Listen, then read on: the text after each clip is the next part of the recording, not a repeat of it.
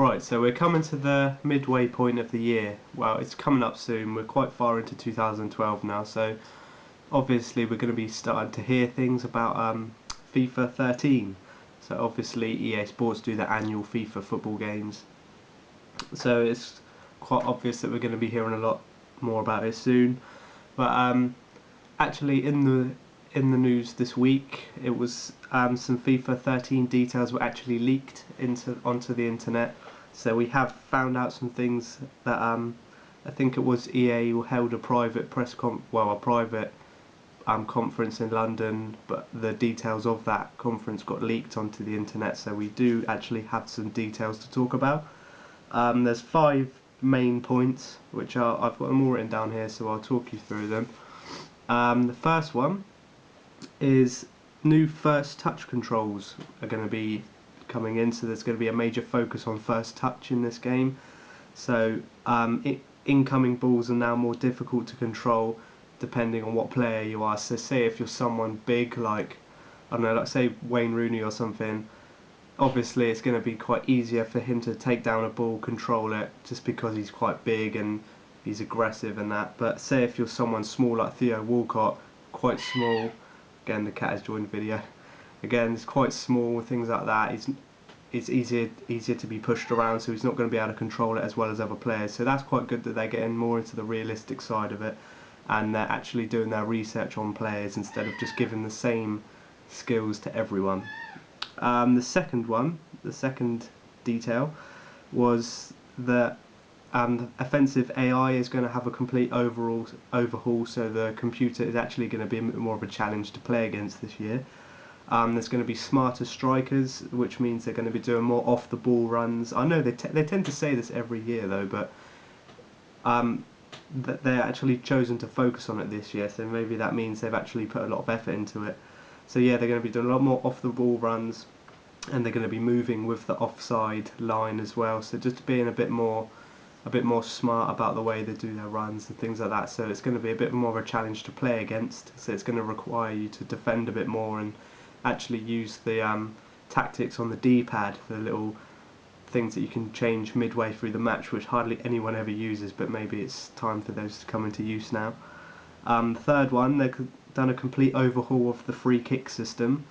So this time you can do fake shots and like turn it into a pass, and someone like run off the defence wall. Like you can actually work your free kicks this time, actually get some good free kicks planned and try and pull those off. You can get 3 players stood around the ball, and so it like kind of puts, say if you're playing against your friend, they're not going to know which way you're going to strike it, so you could have a right foot, a left foot, or someone ready to pile drive it into the top corner. But I think that's quite a good way, because it gives you, if you've got 3 players around the ball, they're not going to know what way to put their wall, where to move their wall or anything like that. They're not going to know how to defend it, so that's quite a good feature, I think. Another feature is a new thing called complete dribble, which there's not too much mentioned about this, but it says you can no longer change direction and begin dribbling. So I think that maybe that means, say if you're dribbling towards the goal, you can't just instantly, say if you're moving right, you can't instantly change left and then they'll just like run from one end and start changing to the other. They won't. I think it's a bit more realistic where they're actually going to have to stop, turn the whole body around and then carry on running. So there's not much said about that yet, but we'll probably find out more at E3, because EA tend to do a lot of presentations at E3, so we'll definitely find out more about the game. And the 5th point, they've done a complete overhaul of the player likenesses as well, which is a big relief, because over the past few years I've noticed that a lot of the players have looked the same. If you've seen what I think it's Peter Crouch, he's looked the same in that game for so long now, and the player, it just looks quite dated compared to other games and what game graphics can do nowadays. You see the players on FIFA and they just look a bit old, so it's about time that they changed all the likenesses, which is going to be good to see. Also, they've got new cheering and goalkeeping animations, which is going to be good, because if you've seen the crowd in the FIFA 12, the crowd looks terrible. It's it's like all copy and paste off the same guy, just like jumping up and down throughout the whole match. Even it could be a boring 0-0 match and he'd be jumping up and down.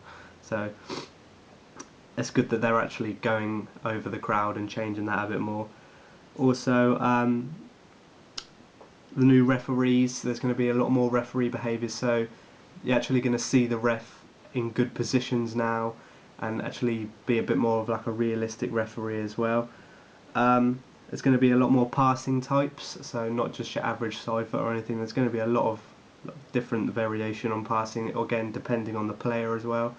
So someone like Heskey doing like a big long ball all the way through, it's not going to happen, is it? But then if you've got someone like Messi, and they're obviously going to be able to pull it off a lot more. So they've done their research and they're putting a lot of detail into this game. So that's all we know so far. That got all leaked into the news this week. So we'll have to see what more EA have to show at E3, which is the next month.